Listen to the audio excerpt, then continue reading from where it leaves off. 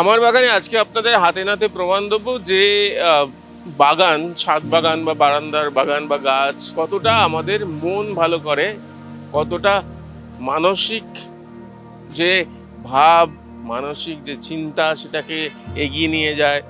একদম হাতে নাতে প্রমাণ দেওয়ার জন্য আজকে আমরা যে বাগানে এসেছি, ছাদ বাগানে, সেটা অনন্যার ছাদ বাগান। অনন্যা নিজে গাছে জল দিতে পারে না, কিন্তু পারে, নিজেই দেয়।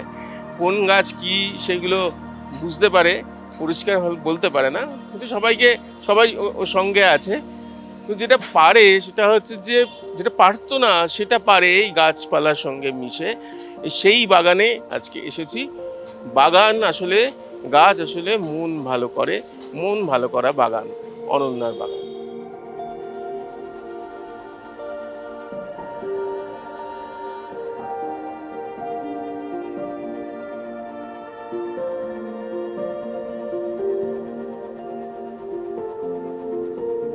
অনন্যার মা এই বাগানেও পরিচর্যা করেন, অনন্যারও দেখাশোনা করেন। তো শ্যামল দিদি, দিদি একটুখানি বলুন বাগানটা নিয়ে। আগে আগে অনন্যা সম্পর্কে বলুন, আর বাগানটা নিয়েও একটু। অনন্যা বিশেষ চাহিদা সম্পন্ন সন্তান, কিন্তু আমি চেষ্টা করছি ওকে সাধারণের মতো করে স্বাভাবিকভাবেই যাতে স্বাভাবিক জীবন স্রোতে মিশতে পারে তার সেইভাবে তৈরি করতে। তাই আমার তৈরি বাগানে ও নিয়মিত একজন শুধু ফুল তোলার কাজে থাকে না, ও জল দেয়, পরিচর্যা করে, ওর সাধ্যমতো চেষ্টা করে। আর আমরা জানি যে বিশ্ব সাথে যেতাই যোগে বিহারও, সেইখানে যোগ তোমার সাথে আমারও। তাই ইটের পরে ইট, মাঝে মানুষ কীট, কলকাতার সর্বত্র এরকম হয়ে থাকলেও আমরা চেষ্টা করেছি আমাদের ছোট্ট ছাদে একটা বাগান করতে, এবং সেই বাগানের মধ্যে আমার সন্তান সুন্দরভাবে যুক্ত হোক, আমরাও যুক্ত হই, যাতে আমাদের মানসিক প্রসারতা বাড়ে।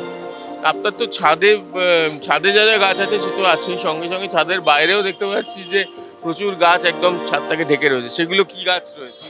আচ্ছা, কদম ফুলের গাছ আর কৃষ্ণচূড়া। আর ওইটা মাটির থেকেই উঠেছে, যেহেতু আমাদের ছাদটাকে ছায়া দিচ্ছে, খুব প্রয়োজন না হলে, খুব অসুবিধা না হলে আমরা কাটছি না। থাক, ছায়াদানকারী গাছ, আমরা ছায়াটা উপভোগ করি। না, ফুল যখন হয়, ফুল যখন হয় আমরা ফুলগুলো তুলি। কখনো কখনো এমনও হয় কৃষ্ণচূড়া ফুলে একেবারে লাল হয়ে যায়, পরিষ্কার করে নিই, কি করব। পুরো ছাদটা লাল হয়ে যায়, এবং কদম ফুলও পুরো ছাদময় কদম ফুল পড়ে থাকে। আর আপনার এমনি গাছ কি কি রয়েছে? জবা ফুল গাছ, সন্ধ্যা মালতী, স্নেক প্ল্যান্ট, তারপরে কামিনী গাছ, তারপরে হচ্ছে সাইপ্রাস, বিভিন্ন ধরনের গাছ রয়েছে। আপনার পদ্ম গাছ, পদ্মতে ফুল একবার ফুটেছিল, এখন আর ফুটছে না।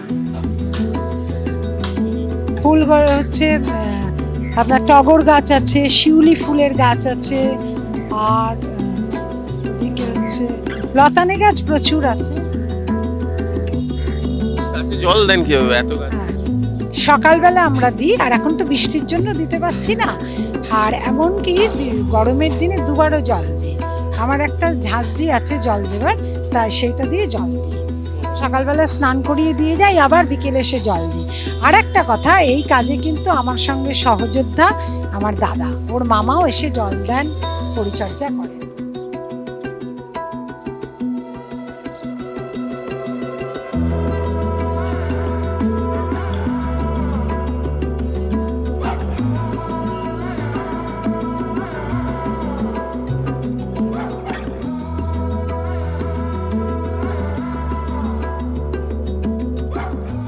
যে স্কুল, সে সংবেদন, সেখানে গিয়ে এই গাছের ব্যাপারে কতটা শিখেছে? হ্যাঁ, আমাদের ছিদামুদি লেনে সংবেদনের যে বাড়ি, অর্থাৎ যেখানে আমাদের ক্লাস হয়, সেখানে গিয়েও ও কিন্তু গাছ দেখে বা চেষ্টা করে। ওরা তো সাধারণত বিকেলের দিকে যায়, তখন জল দেবার সুযোগটা থাকে না, কিন্তু ওর পরিচিত গাছগুলোকেও চিনতে পারে বা তাদের সৌন্দর্য উপভোগ করতে পারে। এবার ওর সৌন্দর্য উপভোগ করাটা তো শুধু দেখা, এছাড়া তো কিছু না, সেই মন নিয়ে, সেই বোধ নিয়েও দেখে। কতটা উপকার হয়েছে এই বাগানে? ভীষণভাবেই উপকার, কারণ প্রকৃতির সঙ্গে সঙ্গে এই ধরনের বাচ্চারা যদি মিলেমিশে থাকে তাহলে ভীষণভাবে উপকৃত তো হয়। তাদের মানসিক ব্যাপারটা বা মানসিক প্রসারতাটা অনেক বাড়ে। এবং যে ধরনের বাচ্চা, আমার বাচ্চাই যেমন আগে খুব হাইপার ছিল, কিন্তু গাছ করার পরে সেই হাইপার অ্যাক্টিভিটিটা ওর অনেক কমে গেছে। এবং ছিদামুদি লেনে গিয়েও স্যারও জানেন ও কিন্তু এখন চুপচাপ বসে থাকে। সেই ধরনের ছটফটে ব্যাপারটা কিন্তু অনেক কমে গেছে। একটা জিনিস, যত্ন কি কি কি করতে হয়? সারটা দিতে হ্যাঁ, গাছের যত্নটাও খুব, মানে একটা বাচ্চা ছেলে মেয়েকে যেমন যত্ন করতে হয় ওই রকম। কারণ প্রচুর বৃষ্টিতে যদি জল ভরে যায় জলগুলোকে ফেলে দিতে হয়, তারপরে সার দিতে হয়।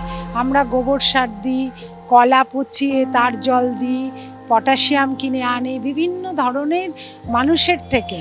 আমি জানি যে কিভাবে গাছের উপকার হবে, গাছের সার হবে, সেই অনুসারে আমরা দিই, জল দিই, সার দিই। নাহলে গাছ বাড়ে না, রীতিমতো ছাঁটতে হয়, বেশি বড় হয়ে গেলে রিপোর্টিং করতে হয়, নাহলে গাছ বাঁচে না।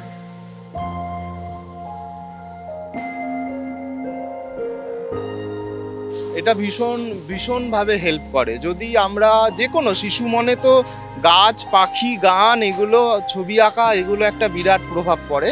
তার মধ্যে যদি স্পেশাল চাইল্ড হয় তাদেরকে এই যে গাছের পরিচর্যা, বিশেষ করে আমি বলবো গাছ এবং পশু পাখি, তাদেরকে যদি পরিচর্যার মধ্যে নিজেদেরকে যদি জড়ানো যায়, তাদেরকে যদি এগুলো করানো যায় ওদেরকে দিয়ে, ওদের মনে যেমন ডেভেলপ করে, এটা একটা তাদের সব দিক থেকে তাদের ভীষণভাবে ডেভেলপ করে। আমরাই যদি সবুজ গাছের মধ্যে থাকলে মনটা, আমার ডিপ্রেশনটা কেটে গেছে, সারাদিন যা টেনশন ছিল এখানে এসে ভুলে গেছি কি করেছি না করেছি, কিন্তু ওর মনে তো আরো বেশি করে সেইটা প্রভাব পড়বে।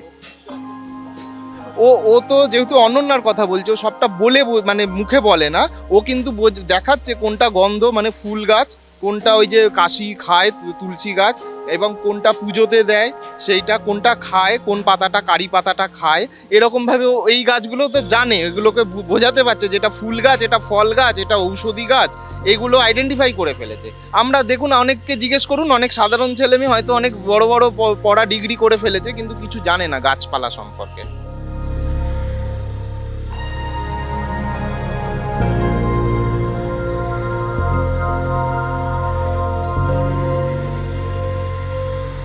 কি ভাবছেন আপনারা?